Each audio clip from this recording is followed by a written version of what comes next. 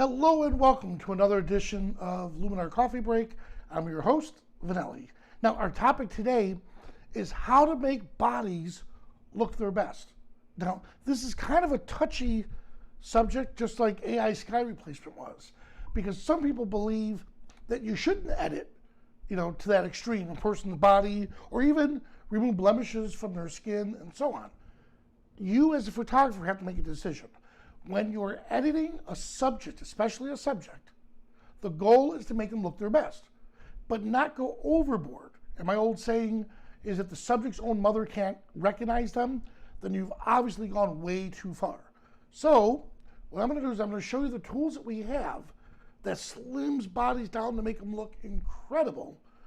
You, as a photographer, decide how you're going to use them.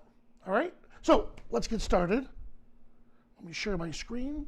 All right, so I'm going to use a picture of myself first, and the reason for that is so people see that even I don't have a problem, showing what I looked like before COVID and then what I look like after COVID.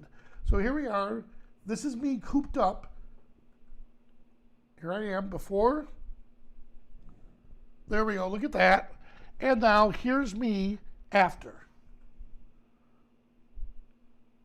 Here it comes. There we go. So I joke and I say, Luminar loves me when COVID didn't. Yet I know I gained about 15 to 20 pounds since this whole quarantine, and it's something I'm going to work on losing. But I want the best photo possible.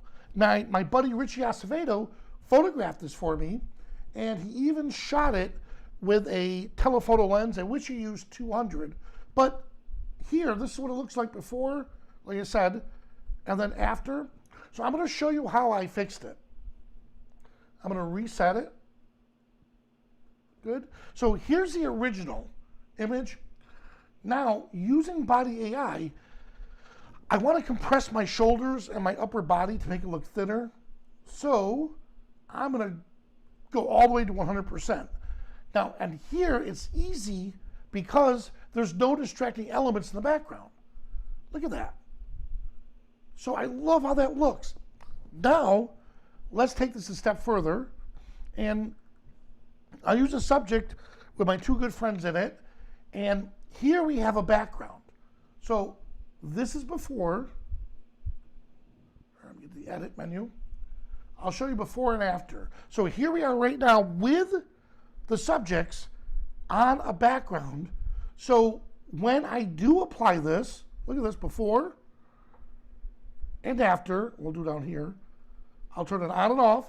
Notice when it's compressing it, what I like about it is when it compresses it, it doesn't distort all the pixels around the subjects. Now, people are asking, what do you do in a situation where you only want one person, changed, whether larger or smaller? Right now, I know we had part of the tools. I was able to go in and just mask out what I wanted and what I didn't want. Keep in mind, this is still a beta version. So in the beta, I don't have that option. A solution was use it as a plugin for Photoshop, bring it in, apply the Body AI, and then in Photoshop with a mask, just drop out the areas that I don't want, all right? So now, what happens if, so I showed you how we would slim the body, but what happens here when we want a subject like this? Andrew, he's a big guy.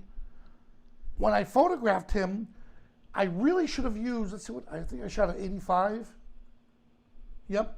I should have shot him with a 35 millimeter lens because that would make him look even bigger. Here's before and after. Here's before, this is what he looks like.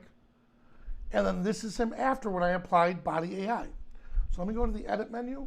Now, the reason why I'm saying this is typically with athletes like this, I usually make them spread their legs wider. That gives them a wider stance or a wider build. In this case, he didn't. I love the shot. I just wished he looked a little fuller like he normally does. So here we are. Let me replace it. So instead of going to the right where we trim them down, we're going to take it to the left to where I want to give him a little more upper body. Look at that. That looks great. All right. So do me a favor.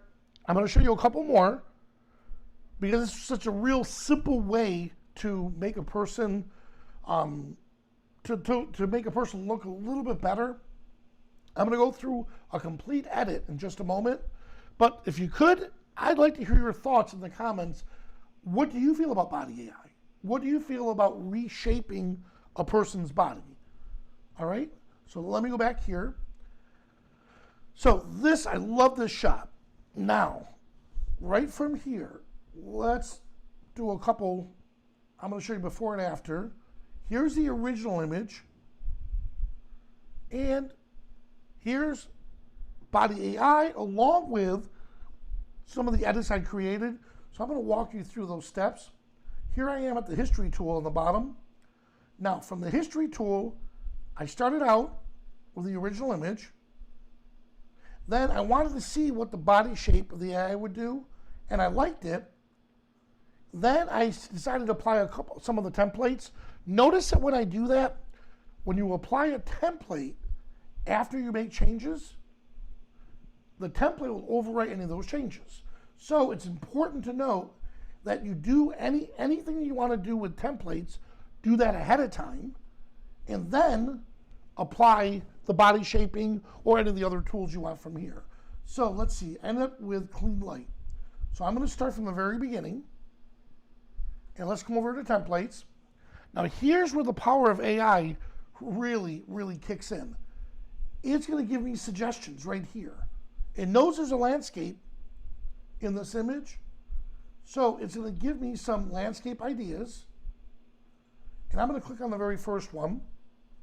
Now, I already went through and I just selected these to see which one was the best. I like clean light. Look at that. One click, and I already enhanced the image. Now, let's take it a step further. I'll come over here to the body AI, and I want to shape it just a little bit, not too much. Right about there. Oh, that looks great. One thing I did notice is with structure AI, I'll turn it on and off. Okay, it's doing a little bit. I wanted to get rid of some of that right here. There we go. Before and after. All right. So I like how this looks. Now let me use composition AI. I'm gonna look to composition AI for advice on what I need to see, or how it would crop this image for me. Look at that, I like that. And I'm going to commit it by pressing enter. And there we have it. Here's before, and here's after. So notice how just that body AI did that slight improvement to the subject. I used a template to help me develop the image, and then again, I just tweaked it to what I wanted. All right? So there we have it. It's real simple. Let's check out what some of you are saying. My buddy Russell says that he can send me a picture of himself, and we can do some editing on that. Not a problem. But like I said, it's one of these things. Okay, let's see. Yes. So Bill is asking, will there be suggestions and workflows? Yes, Bill. What's really cool about all this is we're finishing up the manual now, the user guide.